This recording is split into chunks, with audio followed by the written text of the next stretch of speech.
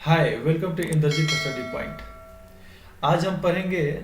आज हमारा चौथा चैप्टर चालू होने वाला है। इसमें का चौथा चैप्टर में है युगों का दौर। युगों का दौर यहाँ से हम पढ़ेंगे गुप्त शासन में राष्ट्रीयता और साम्राज्यवाद। जब गुप्त शासन था तो उस समय क्या राष्ट्रीयता थी और क्या साम्राज्यवाद थी। ठीक है। और इसके पहले मैं बता दूं, जो क्यूआर कोड आपको ऊपर दिख रहे हैं, मैं लाइन कर दूं, कर देता हूं।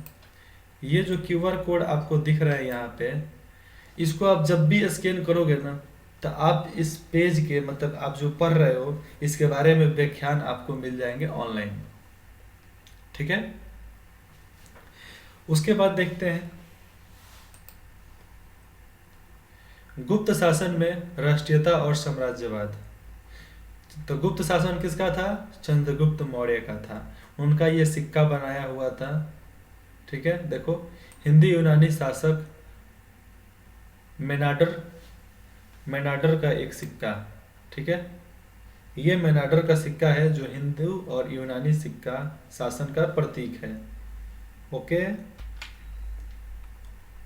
चलो आगे पढ़ते हैं। मौर्य साम्राज्य का अवसान हुआ, मतलब मौर्य साम्राज्य का अवसान हुआ, उसकी मतलब खत्म हुआ। उसकी जगह शुंग वंश ने ले ली, जिसका शासन अपेक्षाकृत बहुत छोटा पड़ा था, बहुत छोटा था। उसके बाद है दक्षिण में बड़े राज्य उभरे थे और उत्तर में काबुल से पंजाब तक वाक्षत्री और भारतीय यूनानी फैल गए थे। ये देखो, वाक्षत्री और भारतीय यूनानी फैल गए थे। मेनाडर के नेतृत्व में उन्होंने पाटलिपुत्रा पर हमला किया, किंतु उनकी हार हुई। खुद मेनाडर पर भारतीय चेतना, उस समय के बौद्ध चेतना थी, हिंदू चेतना थी, भारतीय चेतना और वातावरण का प्रभाव पड़ा और वह बौद्ध हो गया, साधु हो गया। उसके बाद है वह राजा मिलंदी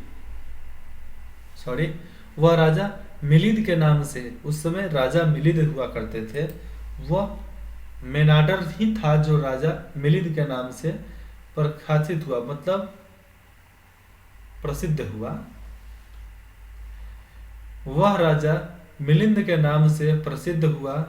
बौद्ध आख्यानों में उसकी लोक प्रसिद्धि लगभग एक संत के रूप में हुई। भारतीय और यूनानी संस्कृतियों के मेल से अफगानिस्तान और सरहदी सूबे के क्षेत्र में गंधार और यूनानी बौद्ध कला का जन्म हुआ। तो जब यूनानी और बौद्ध मिले, जैसे में देखो ये मेंडोर थे, जब हिंदुस्तान में आए उसके बाद से क्षत्रिय सूबे मिला दिया अफगानिस्तान को, तो उस समय यूनानी और बौद्ध कला का जन्म हुआ था। और भारतीय और यूनानी संस्कृति को मिलाकर से अफगानिस्तान और सरहदी सूबे के क्षेत्र में गंधार की यूनानी बुद्ध कला का जन्म हुआ। गंधार के वजह से अपने क्षेत्र में अलग अलग व्याख्यान हुए, अलग अलग मांडोर बढ़े, मेनाडर, क्योंकि ये सब आए, कुछ अलग हुआ, कुछ देकर गए। लेकर कोई कुछ नहीं गया है, हिंदुस्तान से कोई कुछ लेकर नहीं गया है, हिंदुस्तान को सब कुछ देकर ही गए हैं। इसे में देखो, हिंदुस्तान से सोना लेकर गए हैं, लेकिन सोना जैसा बुद्धि जरूर देकर गए हैं। आज भी हम एक विदेश में जाओगे ना, तो हिंदुस्तानी की इज्जत है, कोई बदनामी नहीं कर सकता, इज्जत करेगा। ठीक है। उसके बाद है भारत के मध्य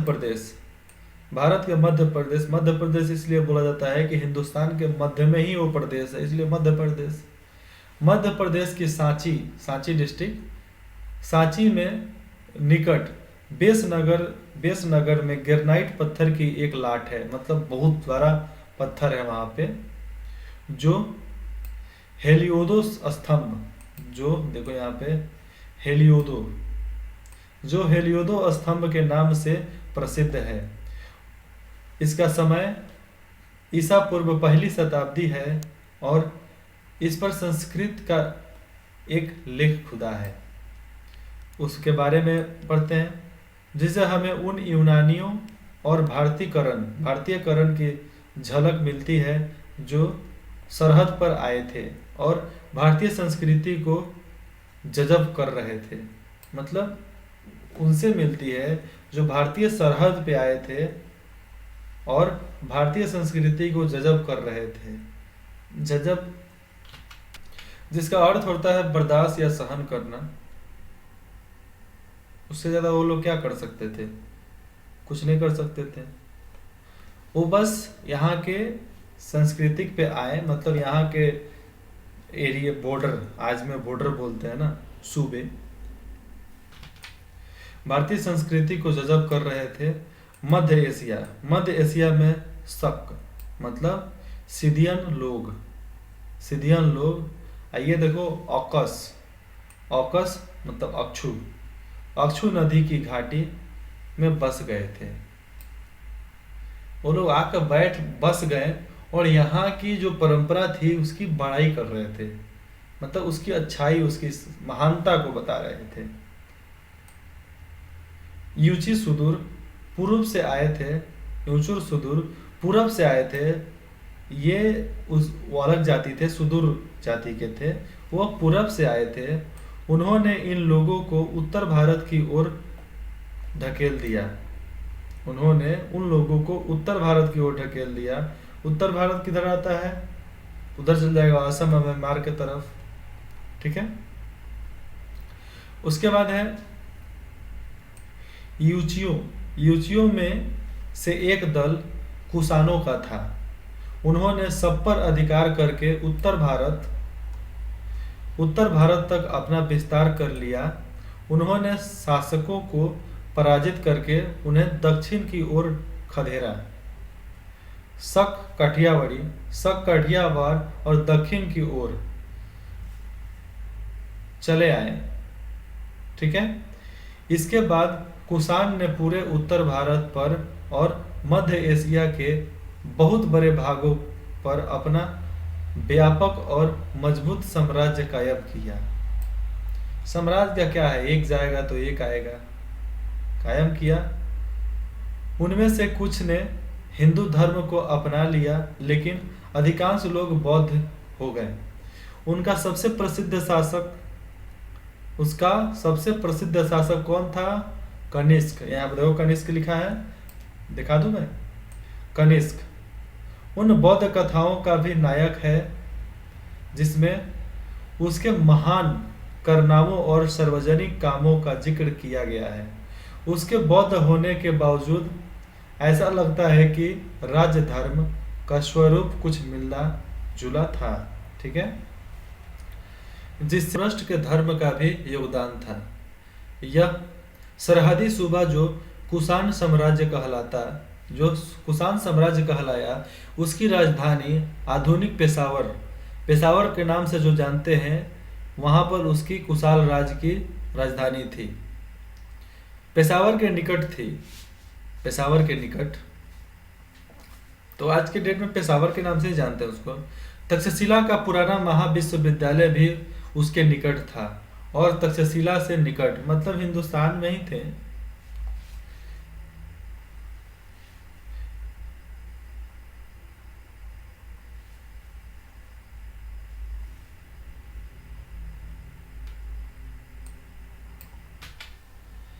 और तक्षशिला का यह विश्वविद्यालय आज पाकिस्तान में आता है। ठीक है।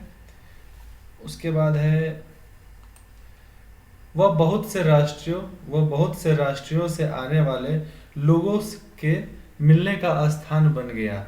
यहाँ भारतीयों की मुलाकात सदियों यूचियों, ईरानियों, वाखित्री यूनानियों, तुर्की और चीनियों से होती थी। ये विभिन्न संस्कृतियां एक दूसरे को प्रभावित करती थी। यहाँ पर देखो।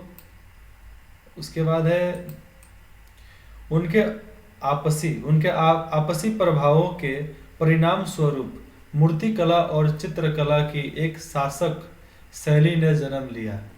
इतिहास की दृष्टि से इसी जमाने में चीन और भारत के बीच पहले संपर्क हुआ और 64 ईसा में यहाँ चीनी राजदूत आए। उस समय चीन से भारत को जो तोहफा मिला उसमें आड़ू और नाशपाती के पेड़ थे। और उस समय जो तोहफा मिला था चीन से, जो हिंदुस्तान को मिला, उसमें आड़ू और नाशपाती के पेड़ थे। अब आड़ू और नाशपाती का क्या ये आपको लगता होगा ना, मैं भी बताता हूँ। और इन दोनों का मतलब क्या है कि खुद ही वही नाम ही है। आड़ू फल का नाम है और नाशपाती भी फल का नाम है। ये वजन घटाने के लिए और बहुत सारी बीमारियों को ख़त्म करने के लिए कारगर है। और आप आड़ू और नाशपाती नहीं देखे हो तो आप गूगल कर सकते हो और घर में पूछ सकते हो, चाहे सर से पूछ सकते हो। मेरे से पूछोगे तो मैं फ़ोटो तो आपको दिखा नहीं सकता, बोलो तो फ़ोटो दिखा दूँ। चलो एक पिक्चर दिखा देता हूँ आड़ू और नाशपाती का। ये देख लो आड़ू का, ये नाशपाती है। नाशपाती का ये फल है। अगर आपने नहीं खाया तो आप खा सकते हो। चलो इसके बाद आपको मैं उसके बाद क्या था, आड़ू का, तो आड़ू भी दिखा देता हूँ। ये देखो आड़ू, इसे बोलते हैं आड़ू। ये है आड़ू की खेती पंजाब। तो ये है आड़ू का फल और नाशपाती का फल तो मैंने दिखा ही दिया है। तो चलो दोनों मैं पढ़ाई चालू कर देता हूँ अब। उसके आगे है गोबी रेगिस्तानी। गोबी रेगिस्तानी के ठीक किनारे किनारे तूर्फान और कूचा में भारतीय चीनी और ईरानी संस्कृति का अद्भुत मेल हुआ। और भारतीय और चीनी और ईरानी का और कूचा और तूर्फानी का मतलब एक अद्भुत संस्कृतियों का मेल हुआ। कहाँ पे? गोबी रेगिस्तान के ठीक किनारे किनारे। ठीक है। उसके बाद है कुषाण काल में बौद्ध धर्म दो संप्रदायों में बट गया, महायान और हिनायन। उसके बारे में भी जानने को मिलेंगे। उन दोनों के बीच मतभेद उठ खड़े हुए। भारतीय परंपरा के अनुसार बड़ी बड़ी सभाओं में इन समस्याओं पर विवाद आयोजित किया जाने लगा।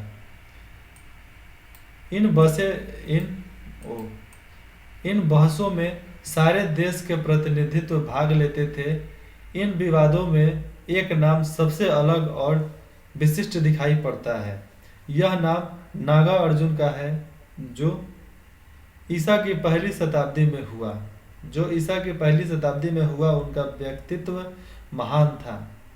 वे बौद्ध शास्त्रों और भारतीय दर्शन दोनों के बहुत बड़े विद्वान थे। उन्हीं के कारण भारत में महायान की विजय हुई। महायान और हिनायन वो दोनों अलग अलग व्यक्ति थे, राजा। ठीक है। महायान के ही सिद्धांतों का प्रचार चीन में हुआ।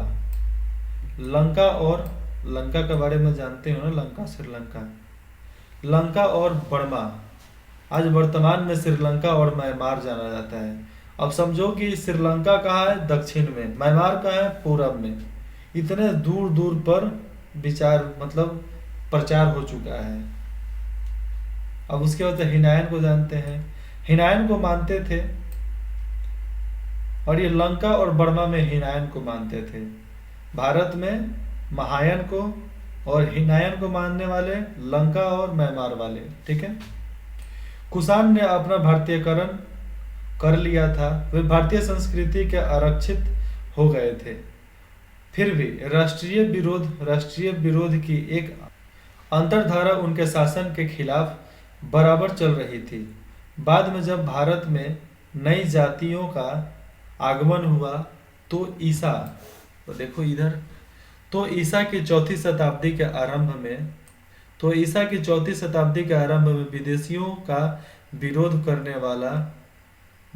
विरोध करने वाला इस राष्ट्र आंदोलन ने निश्चित निश्चित रूप ग्रहण कर लिए। एक दूसरे महान शासक ने जिनका नाम भी चंद्रगुप्त था, जिसका नाम चंद्रगुप्त था, नए हमलावरों को मार भगाया और एक शक्तिशाली विशाल साम्राज्य कायम किया। और ये चंद्रगुप्त उन सबको मार भगाया और शक्तिशाली विशाल साम्राज्य कायम किया, जिसकी राजधानी पाटलिपुत्र, पटना, आधुनिक रूप में आज पटना के नाम से जानते हैं। ठीक है, चलो आगे जानते हैं। इस तरह ईसा 320 में गुप्त साम्राज्य का युग आरंभ हुआ। इस साम्राज्य में एक के बाद एक कई महान शासक हुए जो युद्ध और शांति दोनों कलाओं में सफल हुए। लगातार हमलों ने विदेशियों के प्रति प्रबल विरोधी भावना को जन्म दिया और देश के पुराने ब्राह्मण क्षत्रिय तत्वों को मृत्यभूमि और मातृभूमि और संस्कृति दोनों की रक्षा के बारे में सोचने के लिए मजबूर होना पड़ा।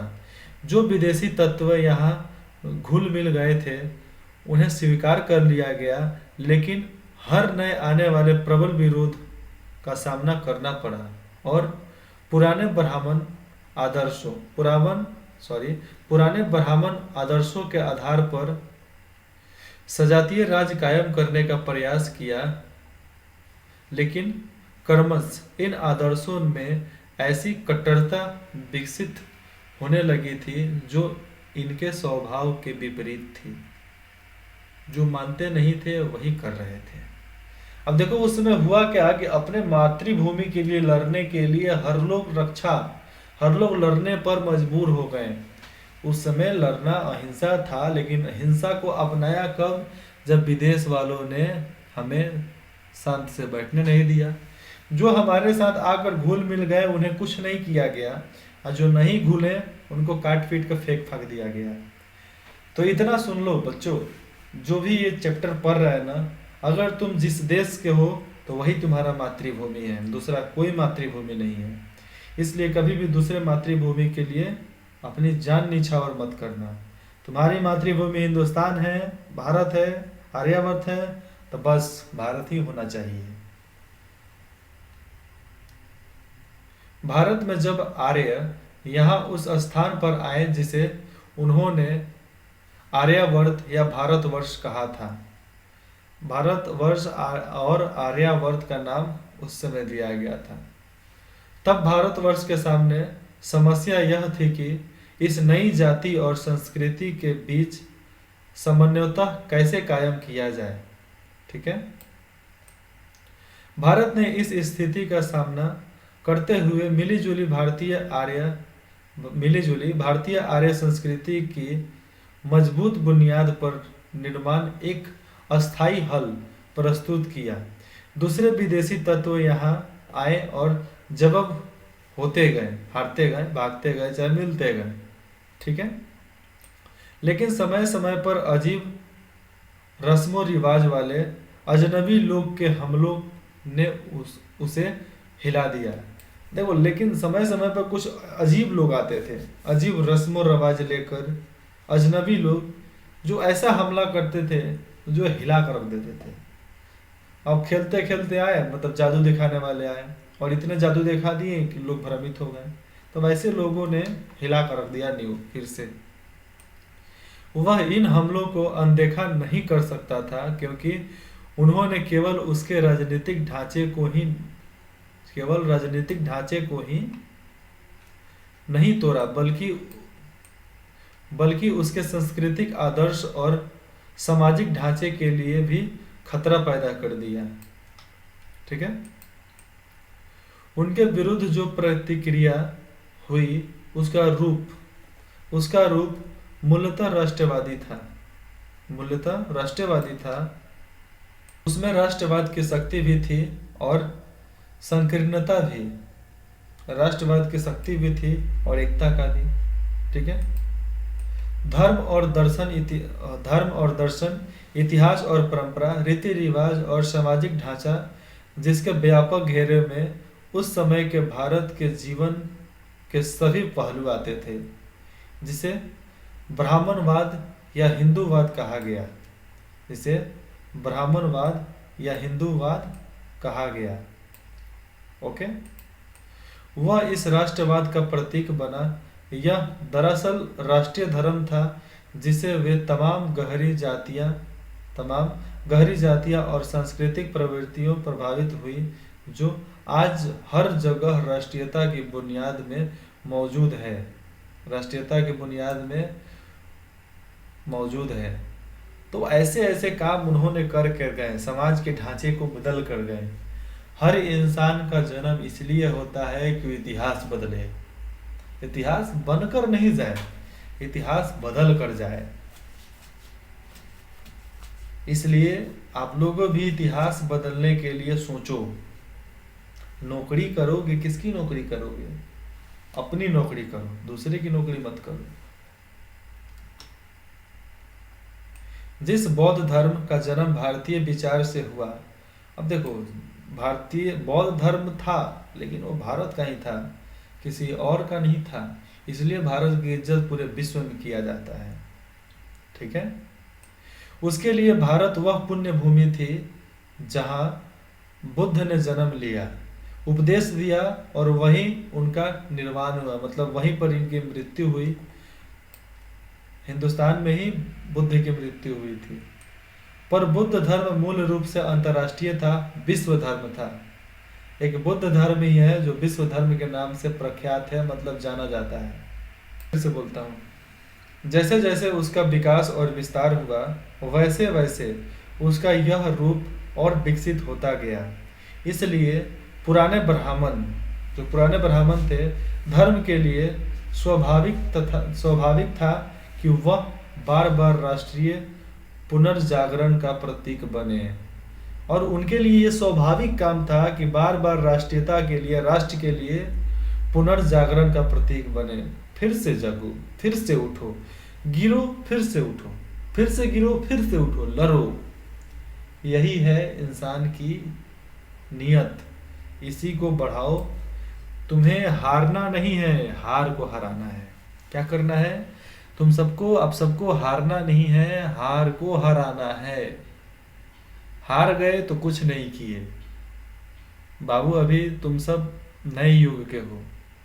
तुम चाहो ना तो दुनिया बदल सकते हो। ये मोह माया में पड़ने से कुछ नहीं मिलने वाला। ठीक है। आगे बताया जाता है, यह धर्म और दर्शन भारत के भीतरी धर्म और जातीय तत्वों के प्रति तो सहनशील और उदार था, पर विदेशियों के प्रति उसकी अग्रता बराबर बढ़ती जाती थी और वह अपने आप को उनके प्रभाव से बचाने की कोशिश करता था। ऐसा करने से उनमें जो राष्ट्रीयवादी चेतना पैदा हुई थी, वह अक्सर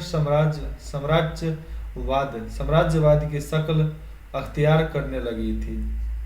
और उस समय से ही लोग राज करना चालू किए कि हम राजा बनेंगे, हमारा साम्राज्य होगा, हमारा ये होगा, हमारा वो होगा। तो ऐसे ऐसे बढ़ते गए। जैसे जो लीडर था वो राजनेता बन गया, जो छोटे कबीले का राजा था वो बड़े कबीले का राजा बन गया। तो इस तरह शासन चला उन लोगों का। उसके बाद है गुप्त शासकों का समय बहुत प्रबुद्ध, शक्तिशाली, अत्यंत सांस्कृतिक और तेजस्विता से भरपूर था। मतलब गुप्त शासक जो थे, क्योंकि उनके पास आचार्य चाणक्य थे। अब जहां पर हो आचार्य चाणक्य, वहां पर क्या बोलना, वो तो महान इंसान थे भाई। उनके वजह से शक्तिशाली भी था गुप्त शासक, बहुत तेजस्वी भी था और पूरे सब चीज से लैस भरा हुआ था। फिर भी उसमें साम्राज्यवादी प्रवृत्तियां विकसित हो गई। उनके बहुत बड़े शासक समुद्रगुप्त को भारत का नेपोलियन हिल कहा जाता है। नेपोलियन हिल कौन थे? जो पूरे विदेशों की यात्रा किया और बहुत सारे किताबों को उन्होंने लिखा। कौन? Napoleon Hill. ठीक है। यहाँ पर नेपोलियन बोला जा रहा है, जो नेपोलियन हिल की बात मैंने बताया वो अलग है, ये नेपोलियन है। और आप सब थोड़े खेल कूद को कम करो और अच्छी अच्छी पुस्तकों को पढ़ो कि एक अच्छा नॉलेज मिल सके। किताबी नॉलेज से कभी भी जीवन व्यापन नहीं होता। किताबी जीवन से किताबी नॉलेज से, ज्ञान से तुम अपना जीवन नहीं चला सकते। एक सारथी बन सकता है, लेकिन पहिया तुम्हें बनना पड़ेगा। ठीक है। साहित्य और कला की दृष्टि से यह बहुत शानदार समय था। और जब समुद्रगुप्त जो समुद्रगुप्त थे, वो जब भारत के राजा थे, शासक थे, तो उस समय उनका जो कला था, साहित्य और कला दृष्टि से बहुत शानदार था। तुम आज भी जाओगे समुद्रगुप्त के किला पे, चंद्रगुप्त के किला पे, आज भी लगेगा कि जो आकृति उन्होंने बनाकर चले गया ना, वो आकृति भाई आज के डेट में तो नहीं बनने वाले। चौथी शताब्दी के आरंभ से लेकर 150 वर्ष तक गुप्त वंश ने उत्तर में एक बड़े शक्तिशाली और समृद्ध राज्य पर शासन किया। इसके बाद ये देखो, उत्तर में समझ लो 150 वर्ष मतलब 150 साल उन्होंने राज किया। अब ये देखो ऊपर का क्या है, यहाँ पर दिया है समुद्रगुप्त वीणा बजाते हुए एक सिक्के। देखो ये वीणा बजा रहे हैं और वो सिक्के पर उनका मोहर इस तरह बनाया गया है, उनका चित्र बना दिया गया है। लगभग 150 वर्ष तक उनके उत्तराधिकारी अपने बचाव में लगे रहे और साम्राज्य सिकुड़ कर लगातार छोटा होता चला गया। मध्य एशिया से नए आक्रमणकारी लगातार भारत पर हमला कर रहे थे। ये गोरे हून कहलाते थे। ठीक है, वे गोरे हून कहलाते थे जिन्होंने मुल्क में बड़ी लूटमार की। अंततः यशोवर्मन के नेतृत्व में संगठित होकर उन पर आक्रमण किया गया और उनके सरदार कौन थे? उनके सरदार मिहिरगुल को बंदी बना लिया गया। लेकिन गुप्त के वंशज थे बलादित्य ने उसके प्रति उदारता का व्यवहार किया और उसे भारत से लौट जाने दिया। मिहिरगुल ने इसके बदले लौटकर अपने मेहरबान और वो तो लौट गया। कौन? मिहिरगुल लौट गया। इसके बाद ये देखो, इसके बाद लौटकर अपने मेहरबान पर, मतलब जो मेहरबान किए थे कौन? बालादित्य जो मेहरबानी किए थे उस पे कि जाओ तुम चल जाओ, वो फिर वहां से अपने मेहरबान पर कपटपूर्ण हमला किया और मार दिया। बालादित्य को वहां पर मृत्यु हो गई। उत्तर भारत में हुनों का शासन बहुत थोड़ा समय रहा। देखो यार, तुम खुद किसी की हत्या, अपने जो तुम्हें इज्जत दे रहा है, जो तुम्हें सम्मान दिया, तुम उसी को मार कर उस पर शासन करोगे तो तुम्हारी शासन भी ज्यादा दिन नहीं चलने वाली। उत्तर भारत में हुनों का शासन बहुत थोड़ा समय तक रहा, लगभग आधी शताब्दी मतलब 5 साल। उनमें से बहुत से लोग देश में छोटे छोटे सरदारों के रूप में यहीं रह गए। वे कभी कभी परेशानी पैदा करते थे और भारतीय जन समुदाय के सागर में जवाबदेह होते थे। इस तरह तर्क विवाद करना। इनमें से कुछ सरदार 7वीं शताब्दी के आरंभ में आक्रमणकारी हो गए। उनका दमन करके कन्नौज के राजा आज के डेट में वो उस जगह को क्या बोलते हैं? बताओ।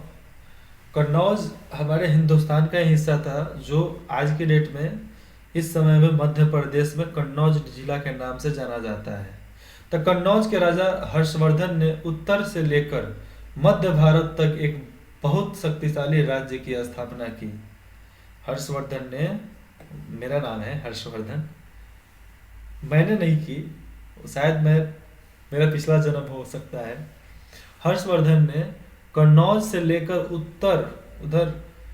उत्तर भारत में, उसने मध्य भारत तक बहुत शक्तिशाली राज्य की स्थापना की। वे कट्टर बौद्ध थे। उनका महायान संप्रदाय उनके रूपों में हिंदूवाद से मिलता था, और उनका जो रूप था वो हिंदूवाद से मिलता जुलता था। उन्होंने बौद्ध और हिंदू दोनों धर्मों को बढ़ावा दिया। उन्हीं के समय में प्रसिद्ध चीनी यात्री हुआन तसांग, उसको दूसरे नाम से बोला जा सकता है युआन चमान, भारत आया था। कब आया था? भारत आया था 1629 ईसा में। कब? 1629 ईसा में। हर्षवर्धन कवि और नाटककार था। राजा भी तो थे, लेकिन हर्षवर्धन कवि भी थे, नाटककार भी थे। उन्होंने अपने दरबार में बहुत से कलाकारों और कवियों को इकट्ठा किया और अपनी राजधानी उज्जैन नगरी, उज्जैन आज मध्य प्रदेश में नहीं, उज्जैन उत्तर प्रदेश में आता है। उज्जैन से सांस्कृतिक गतिविधियों का प्रसिद्ध केंद्र बनाया था। राजधानी उज्जैन को सांस्कृतिक गतिविधियों का प्रसिद्ध केंद्र बनाया था। हर्षवर्धन की मृत्यु 648 ईसा में हुई थी। मतलब कितने साल राज किए थे उन्होंने?